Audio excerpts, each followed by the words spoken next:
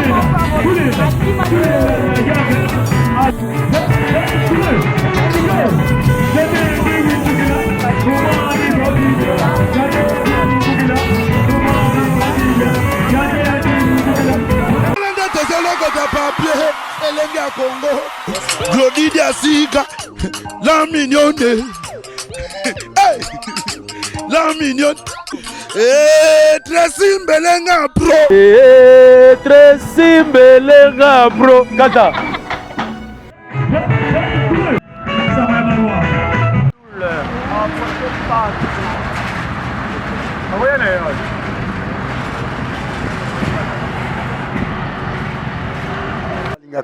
Elengia Congo TV officiel Juvenal Kibala tonton de la presse.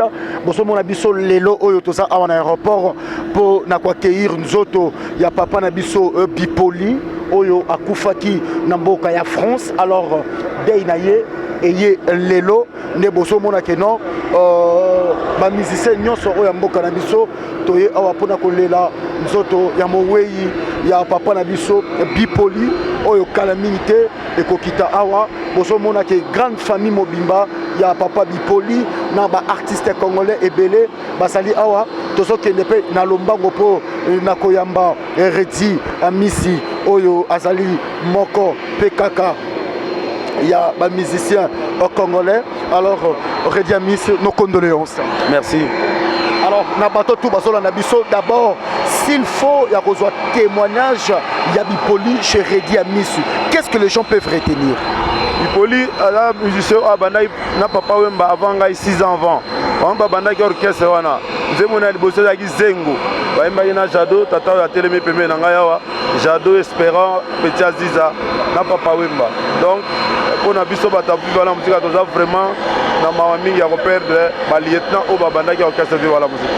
Alors balobi Bipoli abandé ko souffrir na maladie depuis longtemps exactement eza nini oyo ememi na liwa. Azakobela banda kala te azalaki na cancer de colon. So tuni baminganga bayebisa cancer de colon. Alors azakolanda bachinio bongo à un moment donné umelaki mingi nda ekotika biso. Alors na bato tout bolanda biso, qu'est-ce que les gens peuvent retenir? Ngo retenir kazalaki muto oyo ayembaki na Papa Wemba na bandeli ya Viva la Musique et puis yem tazako même attraction tout ce qui est chaleur bazaki accompagné na Jado le Cambodgien, donc il y a une traction, il y a une kaka, donc à memaki moins belé na Viva la Musique. Merci beaucoup. Merci à vous. Alors, merci beaucoup nos condoléances Papa Jado. Oui, merci mes condoléances à vous. Bato Bolanda Bisso, vous a tellement choqué parce que vous avez eu de belles souvenirs avec Bipoli par rapport à featuring au Bossala, Lelo Oyo Ndekonayo, collègue Nayo, Azali Sousouté. Qu'est-ce que les gens peuvent retenir de votre passage avec Bipoli? Bon, quand on m'a dit que tu es toza bato to bandaki elokango tala tozalaki mitano kestera yoko bakisama pe après 7 mois je crois ou 7 mois tokomaki logo la 6 na bango nyonso lelo o tosalaki figure Viva la Musique Nzambe abengi bango eke natikali nga moko boye ndenge bozomona na champ vraiment ezali pasi mingi ekomi kosala neti mwa somo moke eza neti empire elingi esila mais heureusement que empire yango etikaki bamakonzi ebele c'est-à-dire surtout idéologie ezali je pense que soki bato bakoki koleka mais idéologie wana ekotikala toujours quoi mais eza pasi mingi lelo oyo ekomi ke toya koyambaka baoyo ya biso awa na aéroport l'autre fois toyaki awa toyamba papa lelo ekomi Bipoli et nayebi te lobi kozala ndenge nini mais lokola ezambaka Nzambe moyen to loba ndenge mosusu eza te topesika lokumu na ye quoi. Comment vous analysez par rapport que bato belé bakomo okende botikali kayo moko quelque part vous avez la peur de la mort? Non. Mais on ne peut pas avoir peur de la mort parce que ça y est là, ils ont tourné en tour, ils ont tourné. Olinga te quand si so vandi yo moko ler mo so vandi boyo tali bande konayo o mona ka ngape mukolo mo na okenda alors ato bangi te yango za loi notir un jour to okenda biso nyonso bon eza mukana Nzambe so za mukola Bipoli lelo eloko bien zali et vous allez à biso quoi c'est ça. Dans la caméra dernière question lelo o soko ozate bato baolanda yo bako kanisa na nini? Bako kanisa na ba œuvre to salaki na Viva la Musique bako kanisa ndenge to yembelaki bango to binsaki bango to pesaki bango esengo parce que musique est eloko moko très important na vie ya motope epesaka ba souvenir ebele epesaka ba souvenir ebele bako kanisa biso kaka na ba œuvre puisque bayebaka musicien kaka na ba œuvre na ye. Ok, je crois que tu la bango pour yango nde balobaka ke musicien a kufaka te parce que ba œuvre na etikalaka ba œuvre kotikala ndenge ya bapapa oyo etikali ya Bipoli ezali etikali ya bamene ya ti lelo babinaka yango bayokaka yango édifie bango epesa bango makanisi mo ebele quoi. Merci beaucoup. Merci pe bon appétit. Merci beaucoup. Bon appétit Juvénal. On est vraiment en direct sur Elengia Congo TV officiel. On a biso awa tozoluka Mandat chante, nous allons essayer d'aborder par rapport aux questions nos condoléances. Merci. Alors, Batotou Bazolanda Bisso, Mandat chance, vous n'avez pas à passer les bons moments aussi avec Bipoli. Qu'est-ce que nous allons retenir comme témoignage? Ouais, mais Bipoli, bonsoir d'abord. Bipoli est un grand frère, la famille. Je pense que maman est Bipoli, que son âme repose en paix. Papa est Bipoli, papa est Bisso, il y a quartier. Donc, on a aussi la musique. Pour na mona ba Bipoli ba sa musique c'est pour cela donc oza matanga nanga ya on a yé ko présenter ba sincère condoléances nanga na kata famille et puis na yé ko ça l'assistance moko forte pour la raison ya ko laksa ki na kata libota. Mandat chante par rapport ya musique na biso lelo aussi il faut peut-être toloba Analyse Nino Kosala lorsque les musiciens sont vivants. Amour, lorsque mon konabino akufara, n'est beaucoup tanaka. Analyse Nino Kosala par rapport il y a disparition bien n'est bozalaka l'amour fraternel les alaka ou bien beaucoup tanaka par rapport à la genre il y a occasion. Na keno malamu na web ça que répentance bato se repentir facilement tant pas mon attend mon frère na akufi boy. Mais bato zo maele quand même au monde que pas vivre qui azaki pe lokolanga akei. Donc lo pe ko za lokolanga. Mais ils ont musalama noble, ils ont musalama bien. Au moni honneur onyo soit azuyo po ils ont musalama ko zaki bien asagi mo bien. Donc grâce on a ça analyse wa ibsa bandeko bayiba ke nzela aliwe nzela biso batunyo so photo za na ba comportement mo juste et au moni mayele ka mingi na mboka ona kala na ba kulutu na biso et ba désordre de pebele. Voilà. Et ba ordre de pebele te. Or na ordre faut koza na komi kitisa koza na ko respecter baleki ko respecter tout le monde comme respect za iman moni mo makambe belé ali mais na bo moyi bonde ba faut ba ngusaka makambo po sinon soko zeli ozo sala mabe tango zo ba problème boye eza ba problème sérieux. Question Yasuka, est-ce que réellement bolingo entre vous et Zali ou bien vous allez rassembler au coup en agent et occasion entre les musiciens, ouais. En tout cas, bolingo zanango. C'est vrai? Oui, sincèrement. Quand on dit que ce décrochage, c'est sera mis à moi distance à ma solo, une manque d'amour. Et ça, il y a une compréhension, peut-être ça pour nous, bon, ça là, mais en tout cas, nous savons que sincèrement, on a bolingo la partie seigneur. Mais on est prudent.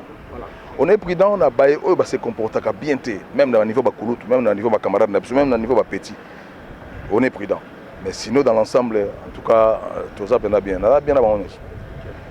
Merci beaucoup. Merci mon frère. Merci beaucoup. Alors, Sampaio, toujours Yaya, nos condoléances. Merci.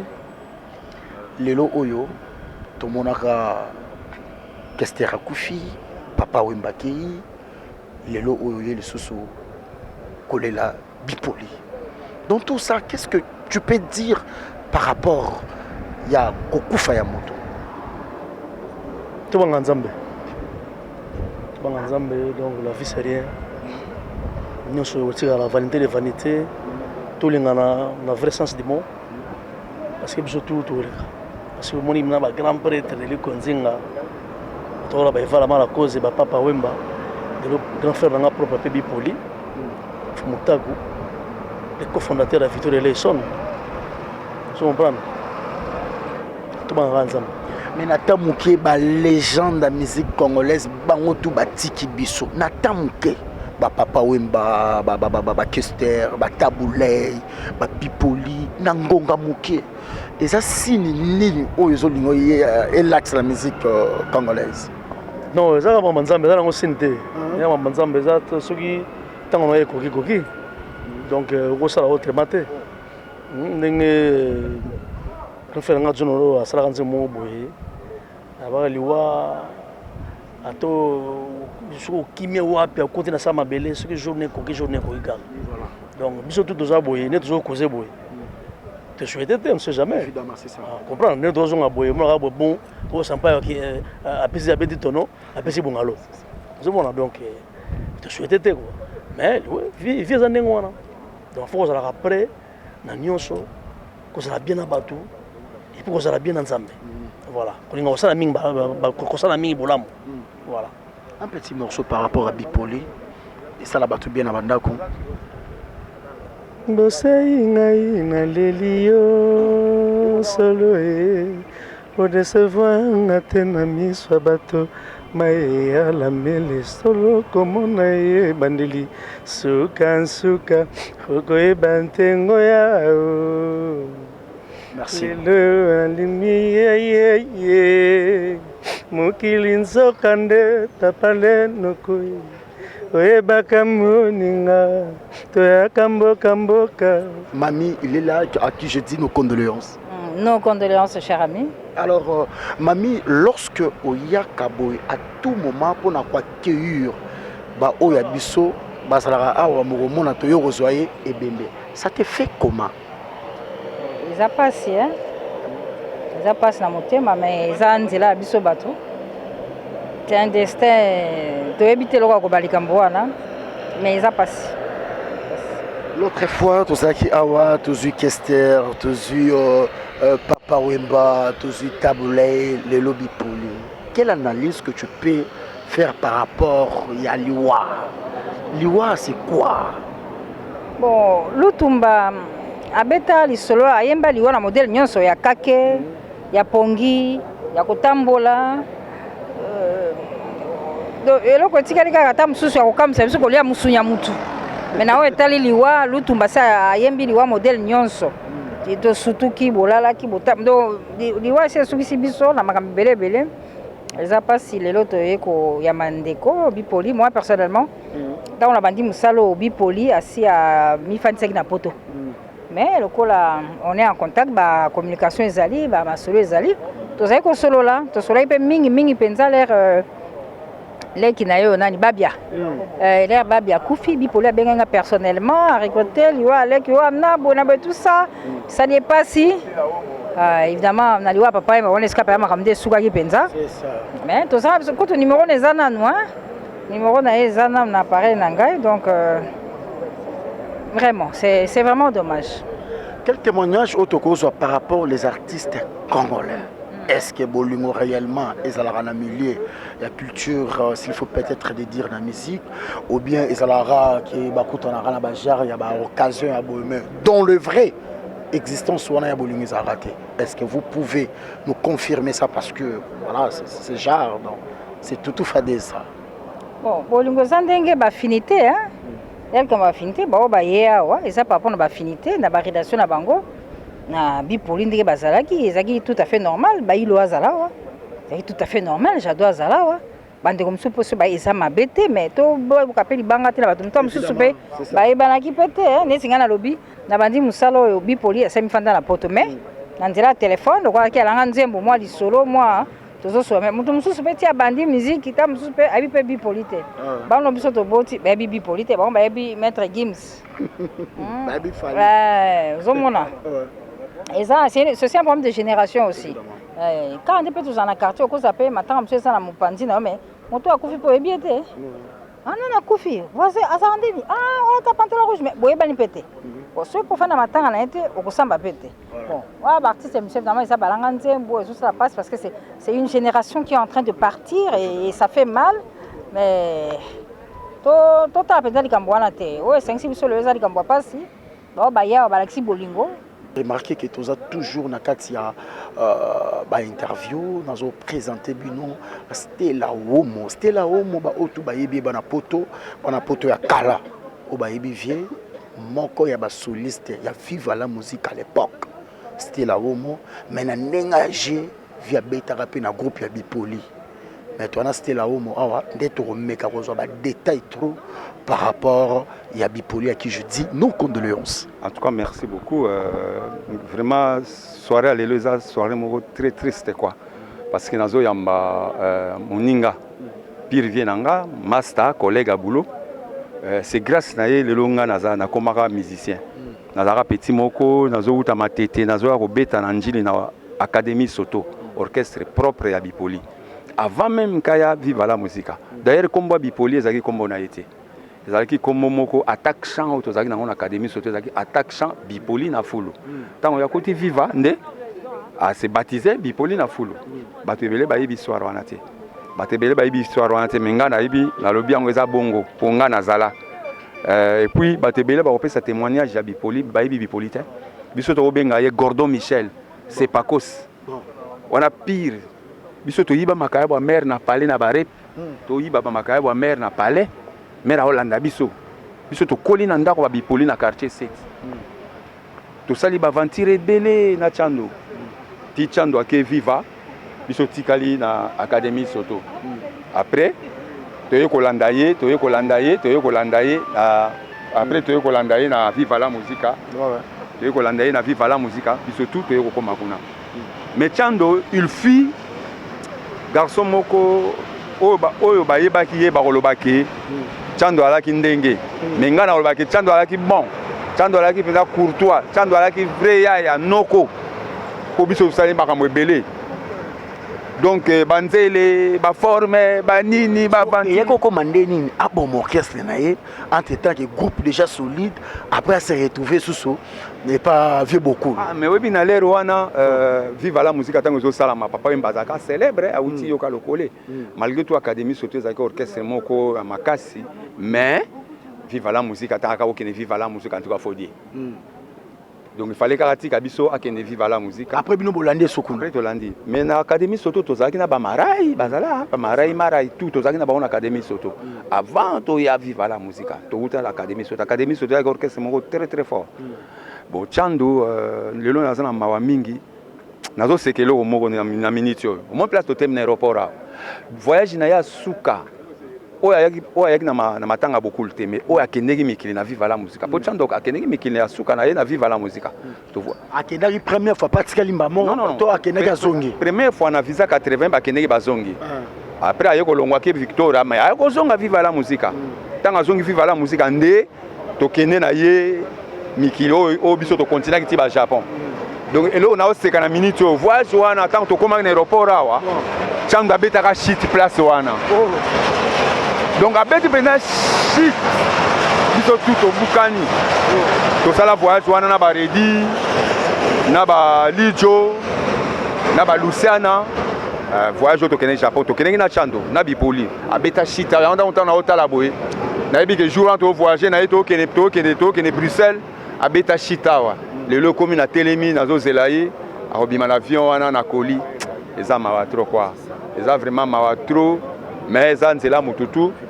mais eloko kana osenga na batu bayeba ke chando il fut un grand chando azala grand musicien arotika la grand musicien chando atakei mais biso tokobosa na ye jamais netinga na kobosa na chando te c'est grâce à chando c'est grâce à bipoli lelo ngai vraiment en tout cas na se confirma penza donc guitariste parce que tant on dozo bete pas chando na odie chiki na odie pena chiki ti chando ke vivanga na keleke chiki mina betaka ti na yeko sisa chiki konga na sisa chiki tina ba iva ngape na donc na za pena G3 donc vraiment tête salaka donc vraiment que son âme repose en paix. Merci beaucoup Vestela. C'est moi qui vous remercie. Merci beaucoup. À suivre.